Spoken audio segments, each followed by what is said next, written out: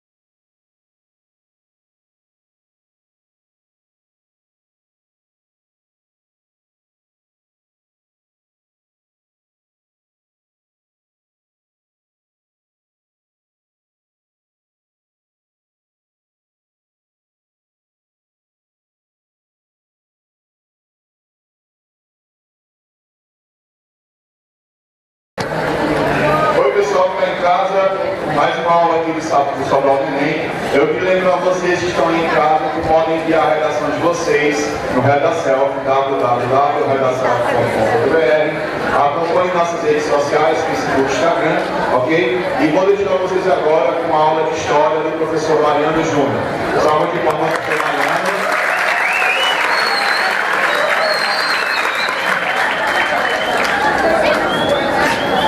Olá pessoal, bom dia. É um prazer desgraçado estar aqui com vocês essa manhã. Vamos lá, Carlos Costa, isso, Sobral do Enem. Vou te chamar assim, né?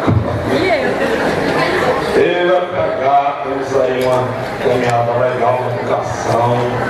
Éramos jovens, bonitos e magros. Éramos. O que nos restou para apenas a beleza, né, PH? Estamos velhos, decadentes, mas estamos tentando aí melhorar. Galera, o tema que eu me propus a trabalhar hoje com vocês é um tema legal, comum no Enem e em outros vestibulares, Mas é um daqueles temas tão legais, que às vezes a galera se liga mais na questão sensorial, a questão estética, as músicas, os detalhes banais do cotidiano das pessoas e se esquece de perceber a importância desses movimentos. E o que é que nós vamos trabalhar? Nós vamos trabalhar os movimentos, alguns dos movimentos culturais e sociais dos anos 60. Eu não sei se você já percebeu isso, mas o povo vai gostar de confusão. Por que esse povo gosta de confusão? Porque imagine o seguinte: a galera que tinha entre 15 e 25 anos na década de 60, nos Estados Unidos, Europa, Brasil, Ásia, etc., vivenciou ao mesmo tempo o movimento hippie, o movimento negro pela luta dos direitos civis, o movimento feminista de maneira globalizada, o movimento feminista mais antigo, o movimento estudantil, tudo isso em 10 anos. Não quer dizer que ao final dos anos 60 esses movimentos acabaram, muito pelo contrário. Mas o que eu estou tentando enfatizar é uma mesma geração pegou o mundo que ela vivia e fez o quê? Vou colocar pelo avesso. Vou colocar esse mundo de cabeça para baixo. Ah, professor Mariano, mas é isso que todo jovem que se preza faz. Contesta a geração anterior, cria e estabelece coisas novas. Linões, gatonas, tem uma novidade para ti. Não era assim.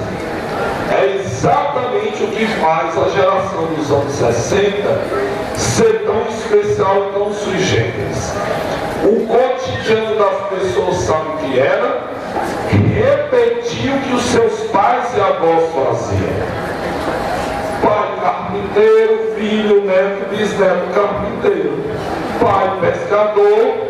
Oi, eu estou gritando. Baixa o som, eu não consigo parar de gritar, então é mais fácil. Baixar o som, por favor, Ian. Obrigado. Obrigado pela avisar. O pai pescador, o filho, né, pescador, a mãe advogada, filha, né, todo mundo seguia os passos dos pais. Lógico que haviam quebras, mas a regra era seguir os passos. É essa galera da década de 60 que vai transformar a quebra em uma regra. Porque essa geração fará isso tantas vezes e diferentes vezes. Pensem comigo, década de 1960. É a primeira vez que eu tenho um choque de gerações real. Essa galera que eu citei de 15 a 25 anos é a primeira galera que foi para o colégio e para a faculdade. Como assim, professor Mariano? Os outros não iam? Iam então. Mas os outros, e aí eu peço para você focar nos alunos agora, tiveram uma vida, digamos, no mínimo conturbada. Uma pessoa que tivesse 60 anos, o homem ou a mulher, nos Estados Unidos e na Europa, principalmente na Europa, que tenha nascido no ano de 1900. Como foi a vida dessa pessoa?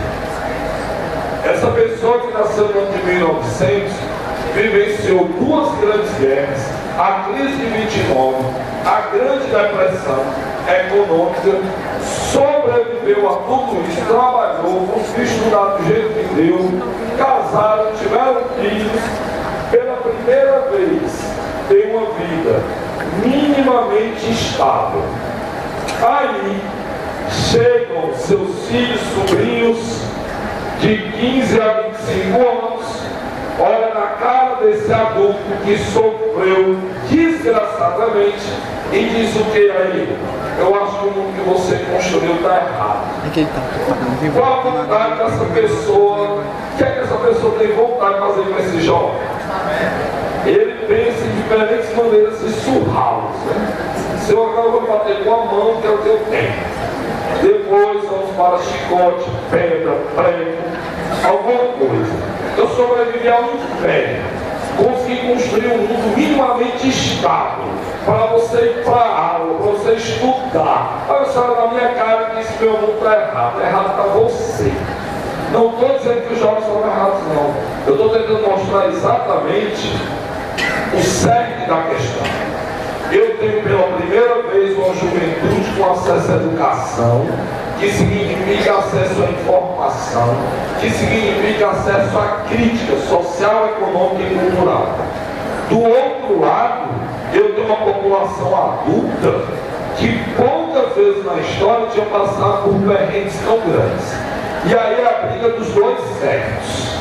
O adulto que não quer mudar, porque a vida dele foi sempre de mudança e de tormenta, e o jovem que teve acesso à educação e quer mudar absolutamente tudo. E é essa galera que se choca, é essa galera que vai construir uma parte significativa desse mundo que nós vivemos hoje. O nosso objeto inicial de estudo desse conflito de gerações são os Estados Unidos da América. Os Estados Unidos da América se transformaram numa superpotência apenas após a Segunda Guerra Mundial. Já era uma nação rica, já era uma potência militar, mas não estava acima dos demais de maneira tão significativa. Porém, eles vendiam uma farsa que afirmava em que todos aqueles que habitavam suas fronteiras viviam uma prosperidade incessante. Diziam que todos aqueles que estavam dentro dos Estados Unidos usufruíam do American Way of Life, do estilo americano de vida. E o que era esse estilo americano de vida? Baseado em três coisas: liberdade, tolerância e consumo. Três pilares da civilização norte-americana. Ao anunciar isso ao mundo através da música, através do cinema, eles enganavam não só quem estava fora, mas tentavam convencer aos grupos de não elite, os grupos não privilegiados, que eles um dia alcançariam isso. Teve o seu Cadillac na garagem, que era um carro absurdamente caro na época, teriam sua casa com os eletrodomésticos mais sofisticados do mundo. Era só uma questão de esforço, trabalho e um tal vindo da meritocracia. Porque essa classe trabalhadora de negros, índios, latinos e etc., viam essa sociedade de consumo, liberdade e tolerância, mas do lado de fora. São chamados grupos marginais. A classe média é a classe atrevida. Por que atrevida? É quando você, membro da classe média, pensa: vou comprar um aparelho celular de R$4.000. Eu estou chamando atrevido para não me ofender. Eu tenho um critério comigo. Eu vou comprar um aparelho celular. Quem eu conheço que tem esse aparelho? São pessoas que ganham infinitamente mais do que eu. O que é que significa? Não devo comprar. Não devo comprar. Eu não tenho esse capital. Eu vou comprar o melhor aparelho que eu possa comprar com o meu salário. Eu tento não cair no mito do consumismo desenfreado. Mas lá nos Estados Unidos, essas elites vão convencer a classe trabalhadora que ela deveria sim comprar. Por que o lance do consumo virou algo tão importante? Porque é isso que vai fazer mover, a economia norte-americana. Pessoal, o consumo virou um direito. Como assim um direito? Antes você lutava pelo direito ao voto, pela liberdade de expressão, pelo direito de ir e vir, e agora você luta pelo direito de comprar. Eu me torno uma pessoa realizada, eu me torno um cidadão a partir do momento que eu consumo algo. Se tem o celular, pode ser algo comum no nosso meio, no século XXI e tal. Mas poderia ser um automóvel, uma casa, a roupa, a viagem, qualquer outra coisa que você tiver aí como sonho de padrão de consumo. Você é convencido que precisa daquilo. O legal é que essa ideia de que eu preciso de de algo para me completar, ela só surge na década de 1960. E aí, a indústria da propaganda será crucial para isso. Crucial por quê? Porque ela vai me convencer que eu preciso de determinado produto para ser alguém importante, melhor, completo ou respeitável. E aí eu trabalho me esforço para consumir. Eu trabalho me esforço para comprar algo. E como a indústria vai me convencer? Aí me permitam os rapazes adiantar aqui meu pedido de desculpas e me colocar junto com vocês em qual cenário? O homem é um ser tolo por natureza. Nós, rapazes, eu tenho a tese que a gente não amadurece nunca. A gente passa a se controlar para não passar vergonha a partir dos 30 anos. Não é que a gente tomou consciência do que é sério. A gente percebe que as pessoas passam a rir do nosso comportamento. E para tentar evitar isso, a gente diminui determinadas ações. Por quê? A indústria da propaganda vai ter qual ideia? A ideia de poder, fidelidade, sucesso ligado ao produto. Dou um exemplo aí da década de 50. Isso aí, pessoal, a propaganda de qual produto? O que é que está sendo vendido? É uma gravata. E aí o anúncio dizia o quê? Mostre a ela o que é o mundo de um homem. Aí o cara primeiro foi dormir de gravata, uma pessoa estranha. Nunca confie em alguém que dorme de gravata. Não faz sentido, ele é dormindo com um sociopata. Segundo, ele acha coerente que a mulher vem de joelhos e servir o café da manhã na cama. Aí ele é um sociopata mesmo. A pessoa precisa de ajuda e acompanhamento psicológico o mais rápido possível. E o que era caro? Os homens olham essa propaganda, olhavam na época e diziam, é isso, eu quero essa gravata. Eu quero ser o poderoso, eu quero ser o superior. É um ato de tolice e infantilidade total. Professor, mas isso é a galera da década de 50. Eu sou um jovem do século 21. Eu vou fazer o Enem. Eu tirei 1000 em 3 redações seguidas. Eu sou melhor.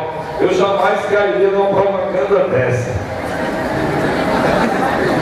Compre o perfume e as garotinhas virão atrás de vocês. Não vou pedir para que os rapazes levantem a mão para evitar a vergonha coletiva de quantos já não fizeram isso e frustrados voltaram para casa. Perfume, desodorante, a calça, o sapato, ficava perdido tudo, arranhado, pensando, não, obrigado. A gente está liberando você, você vai continuar solteiro por opção de todas as mulheres. Cara, eu estou tentando amenizar uma coisa que é gravíssima. Porque esse tipo de propaganda a gente sabe que ainda tem. De automóvel, de carro, cerveja, de roupa, de cerveja.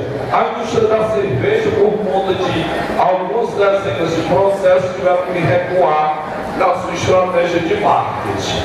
E assim por diante. Por que sempre transformar, objetificar as mulheres, como diz a escola de Frankfurt? Porque nessa época o mercado de trabalho era praticamente masculino. A maioria das mulheres não tinha acesso a alguns salários.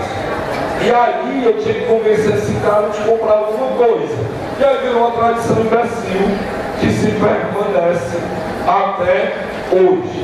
E o que é que tem isso a ver com os movimentos de rebeldia?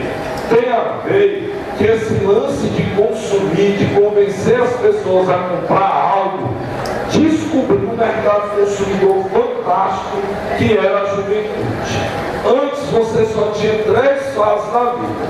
Tá 2, você era criança, depois você virava adulto, acabou. Hoje em dia você é criança, pré-adolescente, adolescente, pós-adolescente, jovem. Você é um fraco se você tem que passar por todas essas fases, certo? Então, fraco. Pós-adolescente é o cara de 30 e poucos anos. Nós você pode ter dúvidas a respeito de dificuldade de profissão, de vida, etc. não faz mal algum, mas ser irresponsável não pode.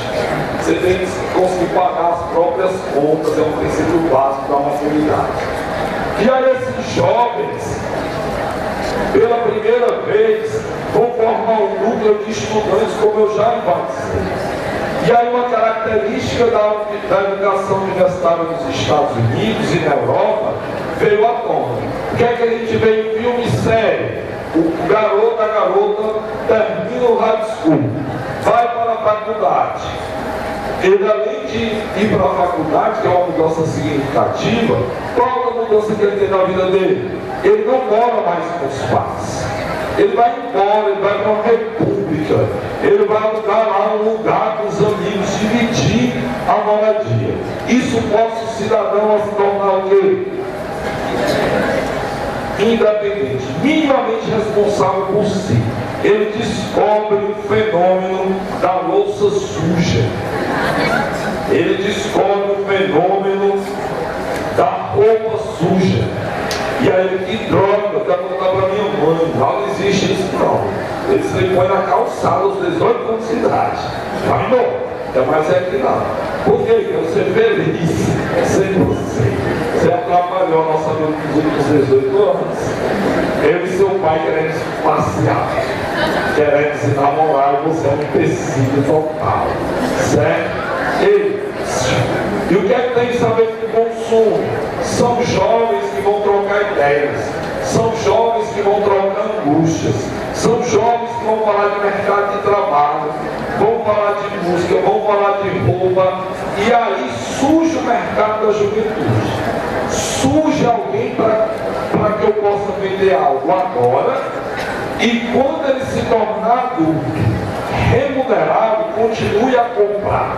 Perceba o que eu estou dizendo. Eu crio um mercado de jovens, todo mundo mora junto, eu vou lhe oferecer um produto e quando você for senhor de si e passar a ter a sua renda, você vai pagar por isso.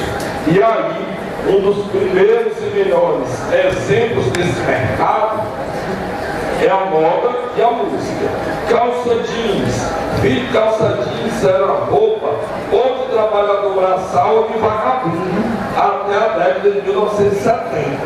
Jeans foi criado como tecido para trabalhador de mina da Califórnia. Mas aí um ator norte-americano chamado James Dean, num filme antológico chamado Juventude Transviada, ele aparece em calça jeans, uma camisa branca, uma jaqueta de couro, uma bota de vaqueiro e sai tocando terror pelos Estados Unidos. Aí os jovens assistem esse filme e pensaram que eu vou fazer a mesma coisa. Para começar, eu quero uma calça jeans. E aí vira um fenômeno de consumo. A música mais ainda. Os dois primeiros fenômenos da música pop foram Elvis e os Beatles. A cultura pop, ela até hoje permeia o nosso universo. O que é cultura pop?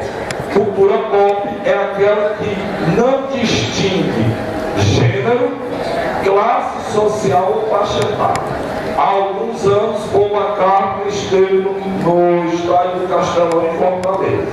Você tinha menino de 12 anos e senhor de 70. Você tinha gente riquíssima que já tinha visto Paul McCartney em Wembley, da Inglaterra, e estava no Castelão. E você tinha o trabalhador braçal de Fortaleza e de outros estados do Brasil que sempre gostavam dos Beatles e estavam lá no mesmo lugar.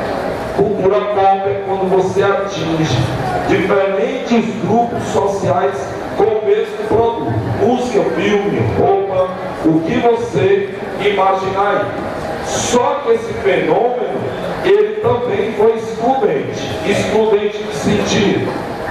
Quem conhece esse jovem senhor? Bota seu tio. Seu tio faleceu ano passado. Bota aí o primeiro vídeo. Acho que vocês conhecem a música. Espera.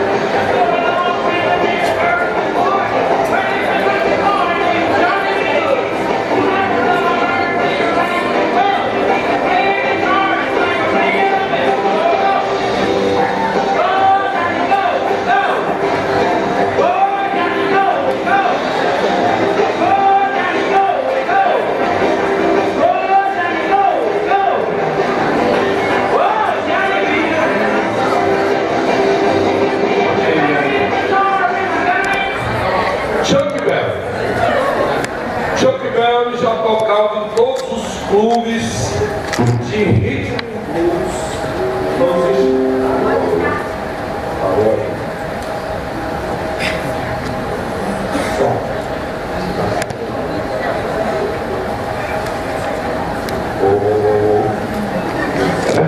Pronto. Chuck Berry já tocava em todas as casas noturnas de rhythm and blues da Flórida a Nova York e de Nova York a Califórnia. Mas ele tinha um defeito de nascença. Ele era negro. Ele era negro e a indústria precisava de uma cara rentável e palatável. E aí, não por culpa dele, em hipótese alguma, eles resolvem vender um outro cara.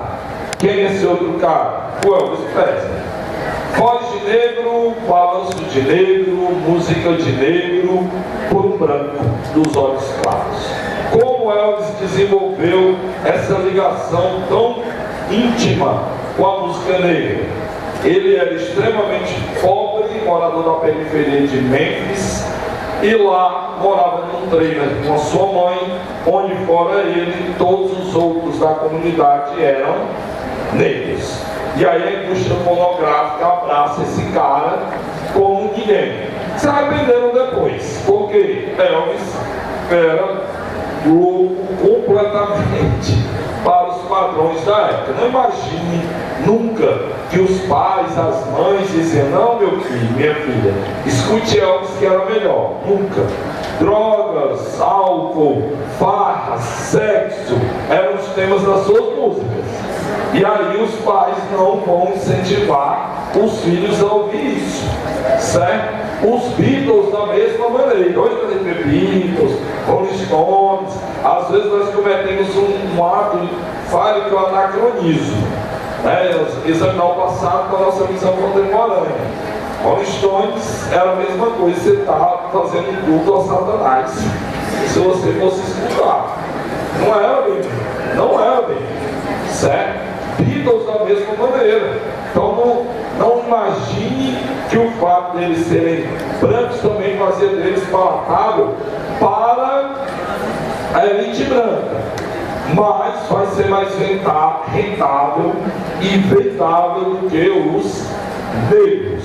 Então, nessa sociedade de consumo, cujo primeiro choque é étnico, é branco contra negro, contra índio, contra latino, o primeiro movimento social que nós vamos estudar é um movimento que já existia, mas estourou com quem? Com Rosa Parks. Alguém já tinha ouvido falar dessa senhora? Rosa Parks?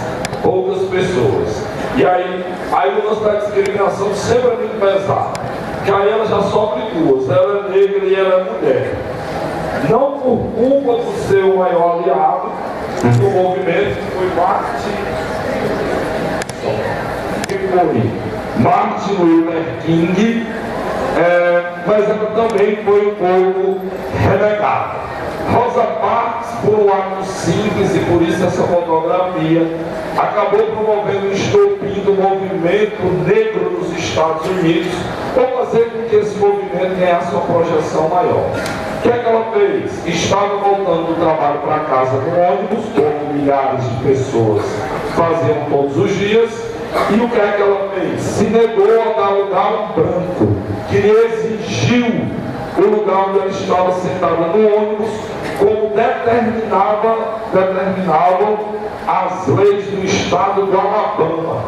Saia, o lugar é meu. Mas tem outro lugar vago ali, eu quero o seu. E ela não sai. Só que ela tinha passado a vida inteira saindo do lugar, cedendo, saía da calçada, tinha uma lei. Oi? Não vão ver. Baixar o volume. Baixar o volume. Eu vou falar baixo. Deixa, eu vou me controlar. Você é um bom rapaz. Você é um bom índice. Olha só.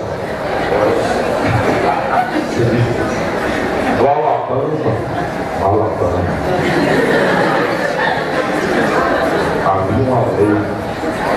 Havia uma lei lei que se o negro viesse na calçada e viesse o branco no sentido contrário, ele tinha que descer a calçada.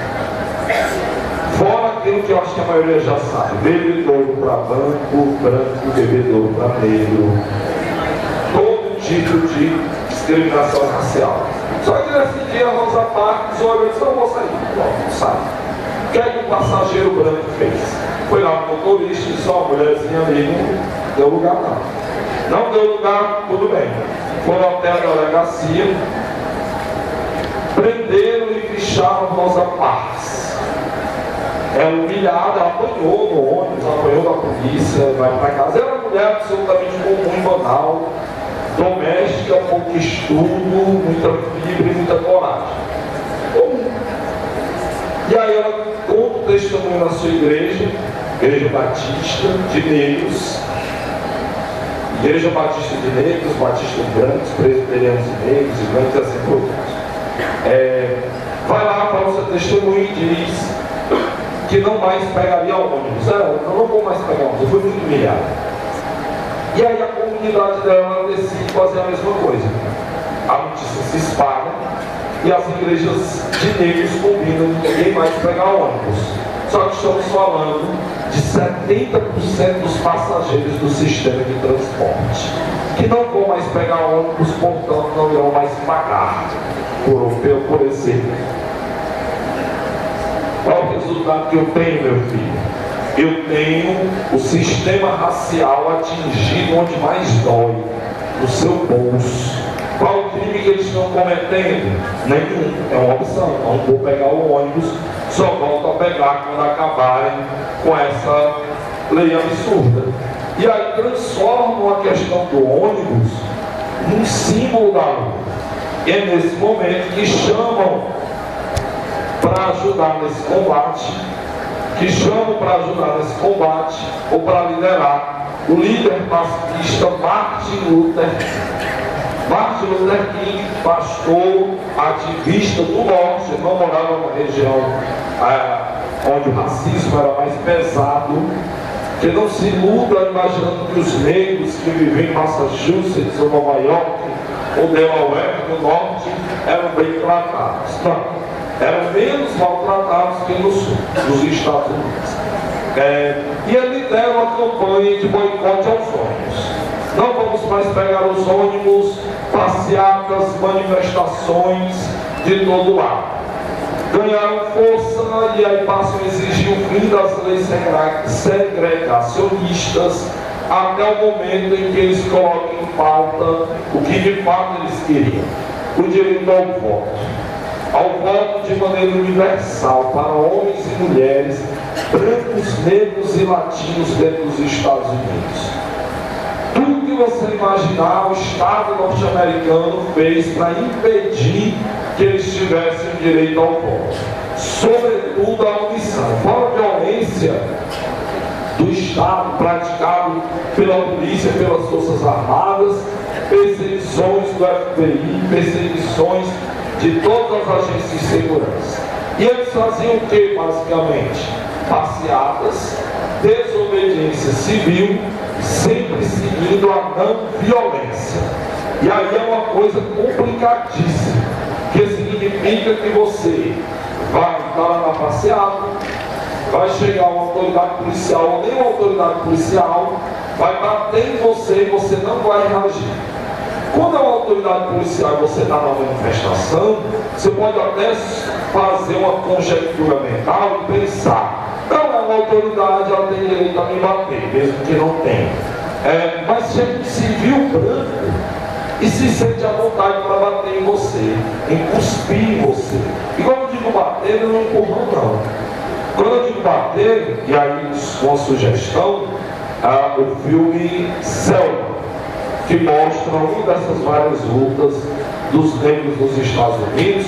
Tem lá o policial se preparando para reprimir uma manifestação deles, pegando cacetete e enrolando farpapo para bater nas pessoas.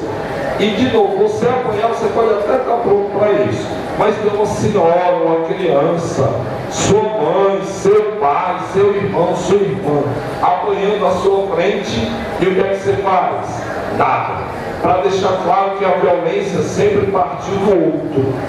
O violento é o outro. Eles não reagem por um princípio moral. Para deixar claro que o Estado e a sociedade branca os oprimia e os tratava com violência sempre. Sofreram desgraçadamente. Ele, Luther King, ganha o prêmio Nobel da Paz em 1964 pelo conjunto da obra, mas acaba vítima dessa violência. Ele foi assassinado em 1968 na sacada de um hotel.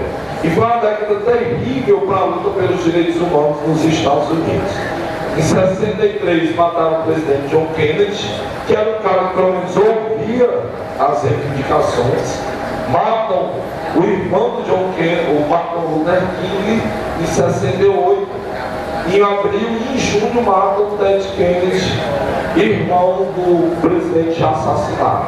E é uma dessas fortes que lutavam por igualdade social, racial, e acabam sendo vítimas brutais dessa violência. Mas o que é que eles pregavam, o que é que eles queriam? Vou botar um trecho do discurso histórico do Luther King, essa volta de Washington, na Marcha dos 100 Mil. Um discurso histórico, inclusive trechos deles já caíram em vários vestibulares, que é o discurso Eu Tenho um Sonho, né, o I Have a Dream, quando ele apresenta o que é que ele achava que seria o mundo ideal para o povo americano. Coloque ele, por favor.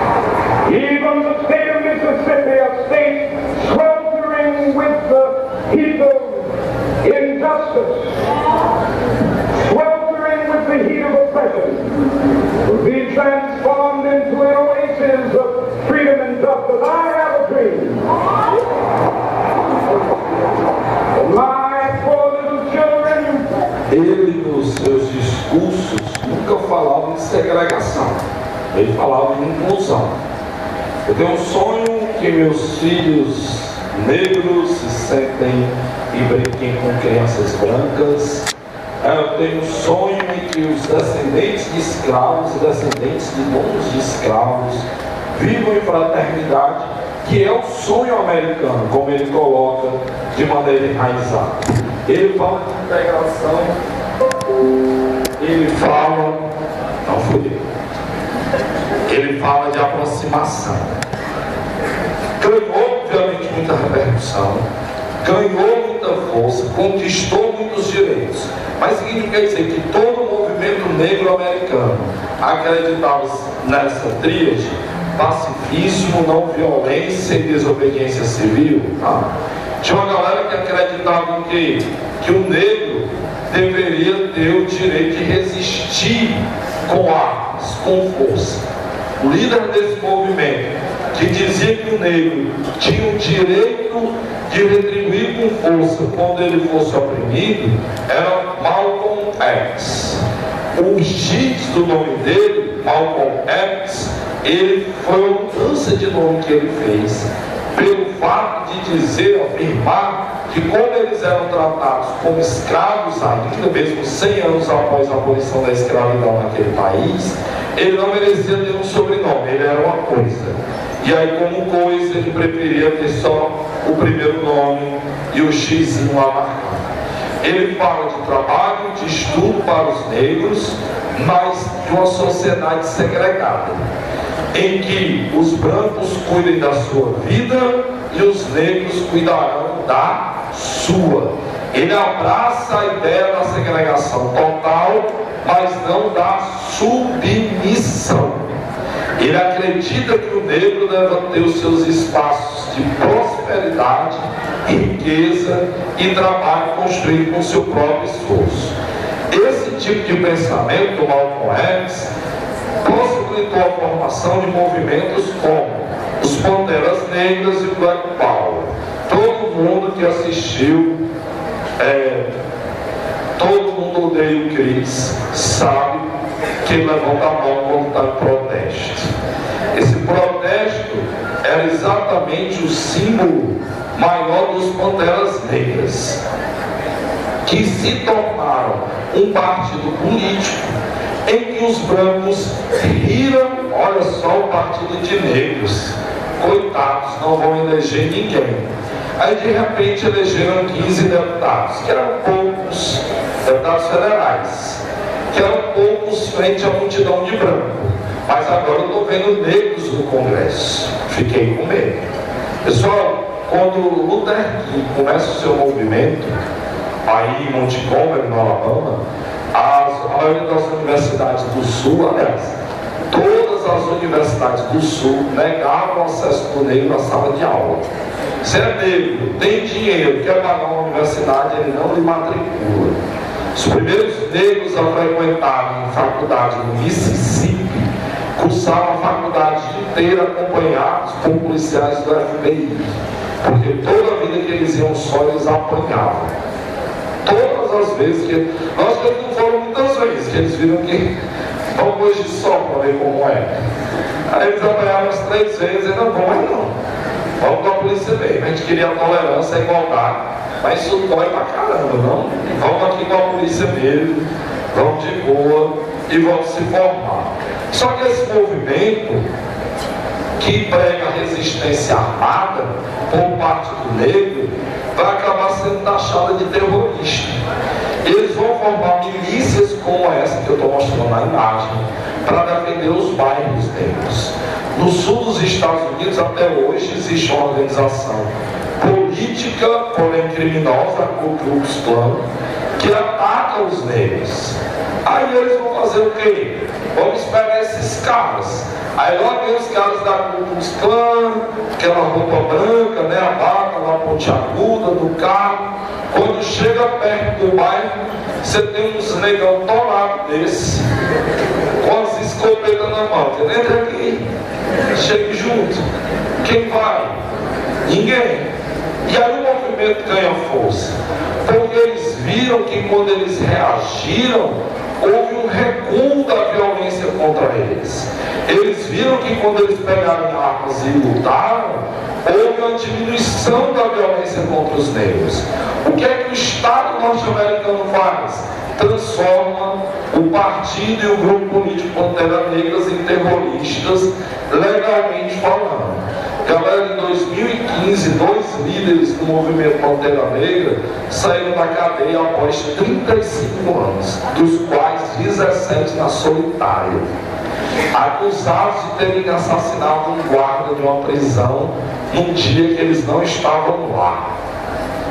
E passaram os 35 anos na cadeia. O que salvou esses homens foi o estudo. Ambos fizeram faculdade, mestrado, doutorado na cadeia. E aí hoje eles dão palestras sobre o estado de discriminação e intolerância dentro dos Estados Unidos até hoje. Quando Barack Obama foi eleito presidente a primeira vez, a quantidade de ameaças de morte ao presidente norte-americano quintuplicou. Vamos matar esse negro maldito que chegou à presidência. A intolerância lá, de alguns hoje, que eu não estou falando do povo americano como um todo, é algo significativo. Os Panteras Negras ganharam notoriedade global e o mundo só veio a percebê-los na Olimpíada do México, em 1968. O que é que houve na Olimpíada do México de 1968? 2 caras do movimento Pantera Negra ganharam medalhas. Um ficou em primeiro e outro em terceiro lugar. Sabe o que é que tem de muito estranho aí nessa foto? Tem um branco no pódio. Está errado.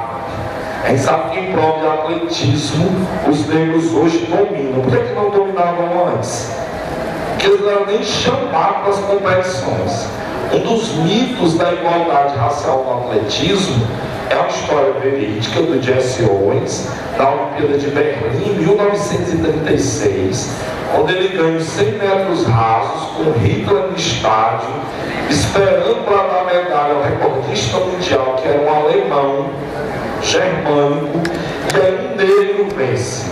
Ele era a quebra da teoria da supremacia branca ao vivo.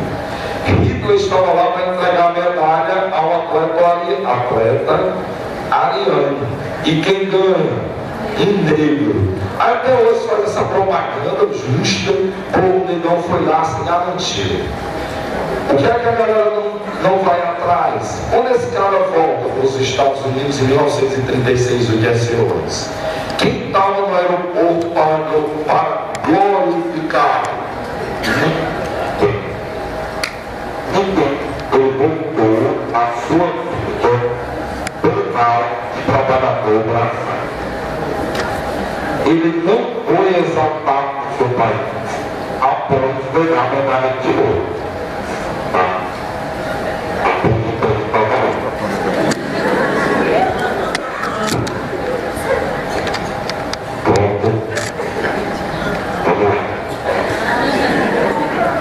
Faz mímica. Faz mímica.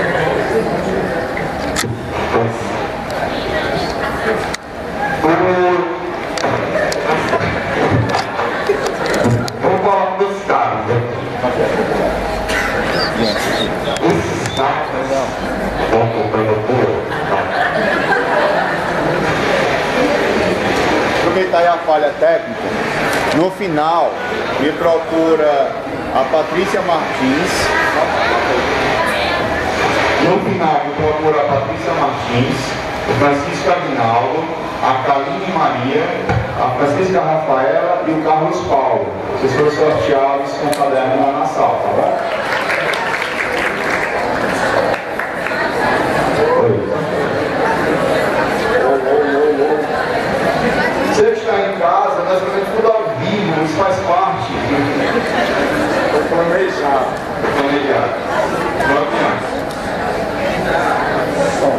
Oi. Parece que vou. Som. Para concluir o raciocínio, eles levantaram a mão após ganhar as medalhas. Eles foram expulsos da seleção norte-americana de atletismo, nunca mais Comitê Olímpico Internacional traçou as medalhas deles. Esse homem, esse filho, herdou o primeiro lugar, ele é australiano. E o bom é que quando ele chegou na Austrália e foram perguntar o que ele achava, ele falou que o movimento dos caras é justo, eles sofrem discriminação e perseguição, tal qual os aborígenes aqui na Austrália. A governo da Austrália expulsou ele também da seleção olímpica do país dele. Ou seja, você tinha uma política de vigilância pesada contra qualquer manifestação política. Estão me ouvindo aí atrás? Oi? Então, o movimento negro, vocês podem, vamos lá. O movimento negro nos Estados Unidos, ele vai pegar, deixa eu. Ele acabou inspirando o movimento negro no resto do mundo, pois eles viram que era possível criar leis que transformassem a sua realidade. E aí você terá um crescimento vertiginoso e consciente do movimento negro no mundo. No Brasil, o movimento negro já era organizado e atuante, mas não tinha visibilidade. Só veio até quando? Década de 1970, onde, agora deu certo. Onde Tony Tornado trouxe, um cara que foi para os Estados Unidos, trouxe para o Brasil um pouco do rap e do break nas décadas de 70 e 80. Oi? Tá alto demais. E tal, e trouxeram para cá, trouxe para cá essa luta. Penúltimo movimento, o movimento feminista do século XIX. Galera, no século XIX, a maior luta das mulheres era pelo quê? Direito ao voto. Porque elas acharam que o direito ao voto era tão importante, que tudo que elas pediam, o Estado negava como? É porque a lei não deixa. Você não pode ganhar igual ao homem, porque a lei não permite. Você não pode isso por causa da lei, da lei, da lei. As mulheres, tá bom então. A gente quer votar, a gente quer ser votada e queremos comandar o país. É isso que eles vão fazer. Daqui a pouco desistiu, vou na minha coisa. Eu não sei. As mulheres vão lutar pelo direito ao voto, porque perceberam que apenas através de uma legislação criada por outras mulheres, seus direitos seriam alcançados.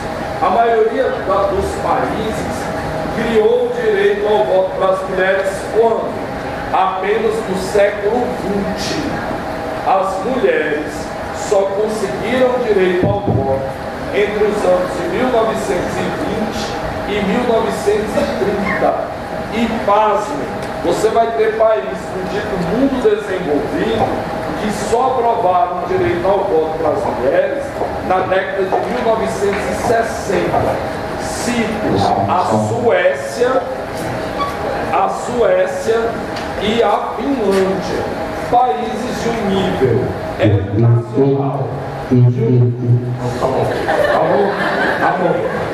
um nível educacional fantástico, e que mesmo assim as mulheres não tinham direitos políticos reconhecidos. No entanto, elas perceberam que sua maior luta após ser eleita era mudar uma realidade mais macabra. Qual? E algumas dessas reivindicações, galera, estão aí até hoje. O que é que até hoje as mulheres ainda lutam para ter a igualdade em relação aos homens? Salário, acesso a determinadas profissões e ocupações. Tem algo que vai parecer banal, e a gente vai falar já, mas que não tão simples assim. No movimento da década de 60 e 70, o que é que as mulheres vão querer? Acesso à vaga nas universidades e todos os cursos. Galera, você tinha faculdade que não permitia as mulheres estudarem.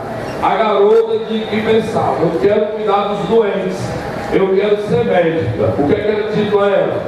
Vira enfermeira. É a mesma coisa. Não, mas eu quero ser médica. Mas você é mulher. Logo você não tem capacidade intelectual para isso. Ah, eu quero ser engenheira. Impossível. Você vai fazer as disciplinas de cálculo 1, 2, 3 e 4? Jamais. No máximo você faz uma equação do segundo grau. Um projeto arquitetônico é impossível. Não é, pessoal, não é piada o que eu estou dizendo. É argumento. A mulher é intelectualmente atrasada em relação ao homem para determinadas profissões e cursos. E aí elas vão provar que não. E o louco de provar é um exemplo que o próprio movimento feminista dá até hoje, é que a única pessoa na história do prêmio Nobel a ter 2 prêmios Nobel em 2 áreas diferentes é uma mulher. Marie Curie ganhou o Nobel de Química e Física. Isso numa época que era proibido para a faculdade, ela vai, briga, cursa matemática, física e descobre coisas espetaculares. O raio-x, a verdade ela estudou o plutônio e daí máquinas e tecnologias foram inventadas. Então era um absurdo. A luta das mulheres na década de 60 e 70, então é acesso à universidade em determinadas profissões, direito e o respeito sobre o próprio corpo. A pílula anticoncepcional foi a chamada revolução sexual da mulher, porque agora ela poderia manter relações sexuais antes do casamento sem ter o risco da gravidez. Porque os homens, lembram da minha fala inicial, que os rapazes não são muito capazes intelectualmente, ou melhor dizendo, em relação à maturidade, está aqui uma prova. O preservativo existe há pelo menos um século, da forma que nós o conhecemos, com base no látex, e você ainda tem hoje pessoas com doenças venéreas pelo fato de não usarem preservativo. Adivinha quem é que mais se nega a usar preservativo? Os rapazes que são mais inteligentes. Eu não vou usar preservativo. Eu quero adoecer. Ou eu quero transmitir uma doença. Não, nós somos melhores. As estatísticas mostram outra coisa bem diferente. Mas a mulher com anticoncepcional, ela vai ter a sensação de ter o poder sobre o próprio corpo, pelo menos em relação à gravidez.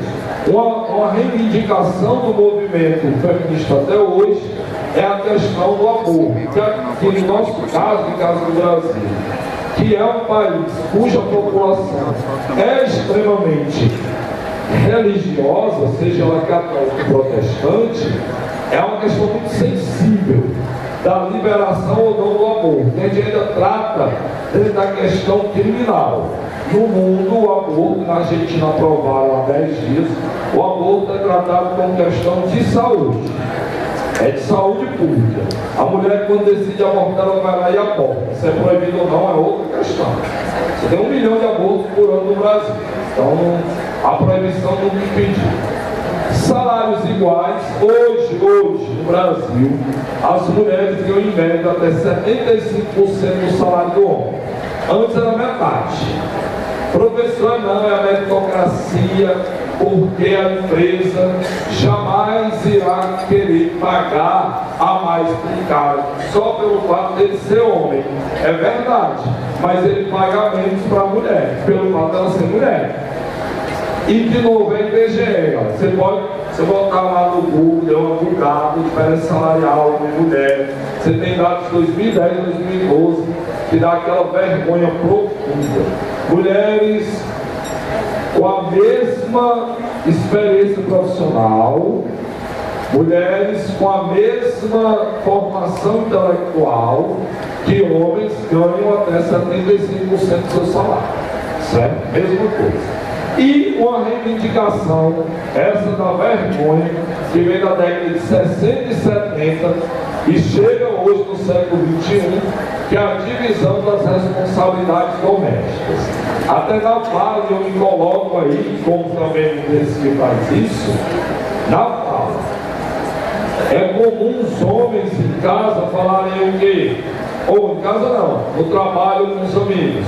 Eu sou um marido espetacular, eu sou um cara fantástico, eu lavo a louça lá de casa.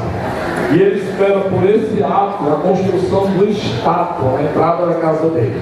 Eu lavo a louça, ele lá lavando a louça. Companheiro, você mora nessa casa? Sim, pronto, então. Você não ajuda a sua mulher. Você divide as tarefas domésticas da casa onde você mora. É isso. Quantas pessoas morarem lá, dividem e pronto. E o louco, isso é um tipo de manifestação. Não vou dizer que é simples não, viu? Parece simples, mas não é. Porque um hábito social é um hábito cultural. Na minha família, minha mãe nos educou, somos em 4, 2 homens e 2 mulheres. Ela preparou a gente para o apocalipse zumbi. Todo mundo cozinha, todo mundo lava, passa, conserta, todo mundo está pronto para a guerra. Aí depois você pensa, poxa, que família modernosa. Mas minha mãe, a gente está na casa dela, e se eu ou meu irmão formos lavar a louça, ela pergunta por que nenhuma das mulheres que estão na casa não pode lavar. Cadê as meninas? Não sei não, está aqui lavando. Elas não, o que é que elas estão fazendo? Que não podem lavar. Ela nos educou para sobrevivermos, mas ela, no seu hábito, ela não tem porque o homem lava a louça quando tem uma mulher disponível. Quando tem uma mulher livre, apenas conversando com as amiguinhas, que por acaso são minhas irmãs. Estão lá e não liga.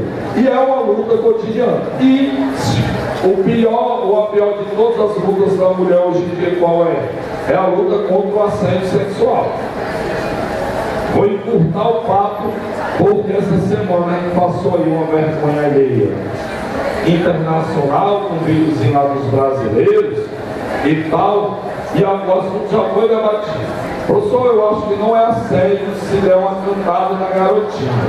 Garotinho só sabe quem assédio a mulher. É ela que diz se é assédio ou não. Você não pode dizer, você não foi assediado. Você não passou na rua e alguém olhou e disse, olha só que cara da bunda bonita, né? Não rolou então, meu companheiro, você não pode falar nada, certo? Então, não dá. O último movimento que a gente vai trabalhar aí rapidamente, o movimento hippie. Qual é a impressão cotidiana nossa do movimento hippie?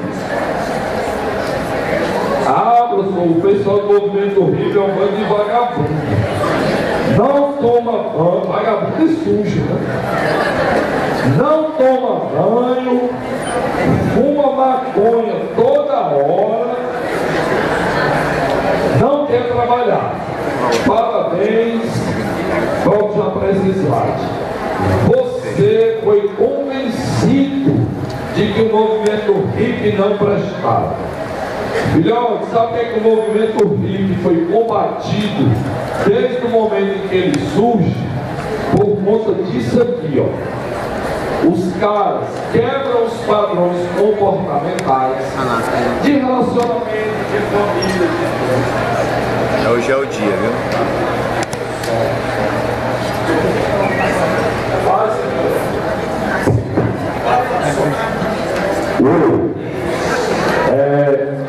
Quebra os padrões comportamentais, são favoráveis à luta pelos direitos civis, são a favor da preservação ambiental.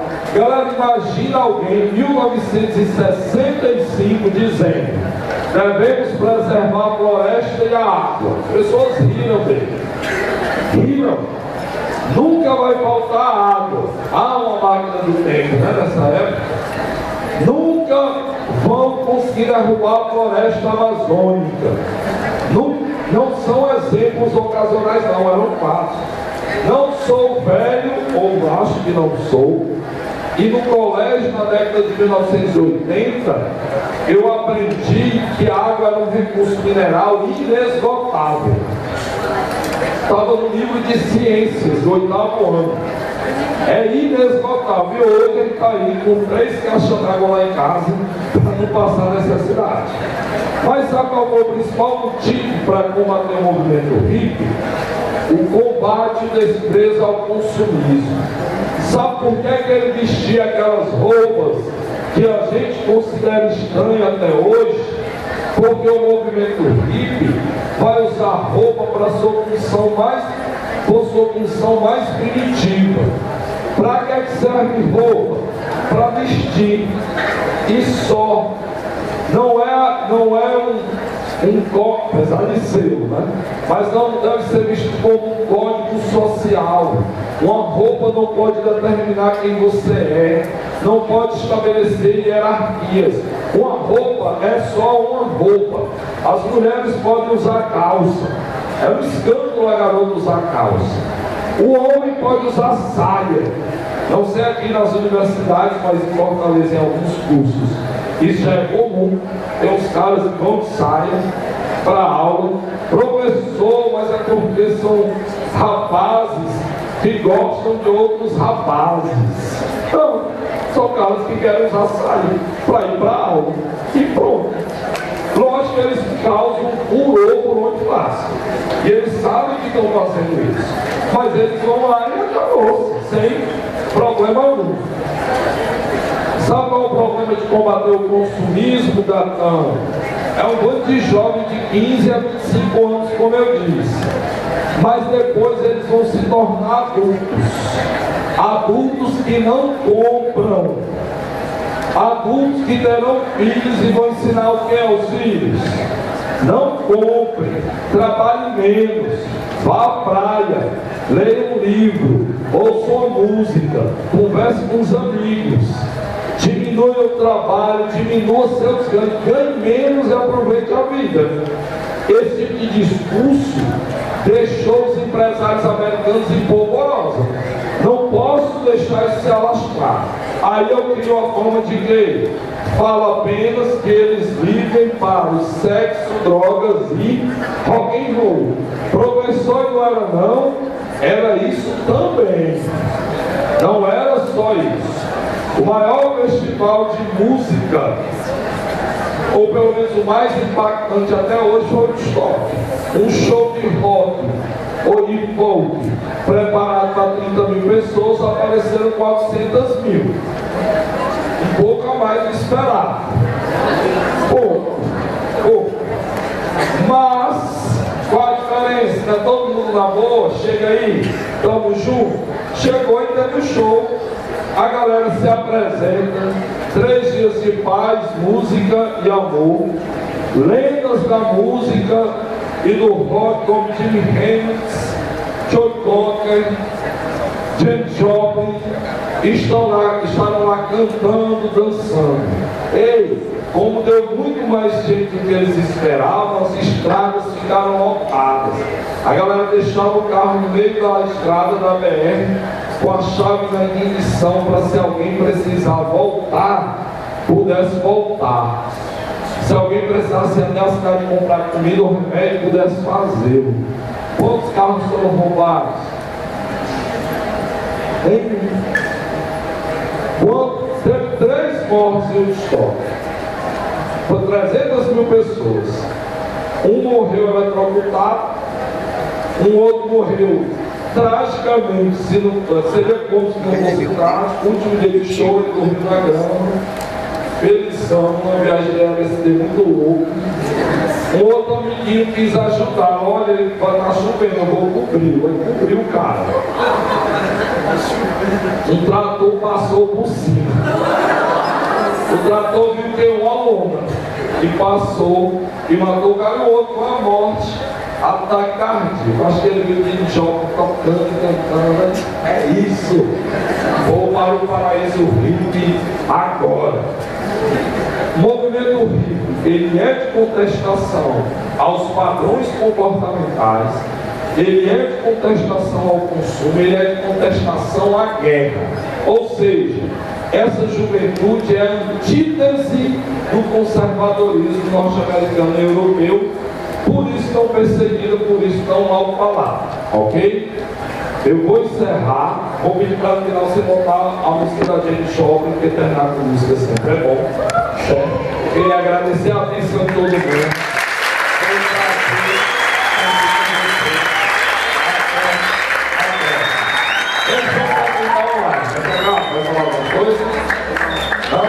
Grande abraço, vamos a casa, escutem Janis Joplin, sejam felizes.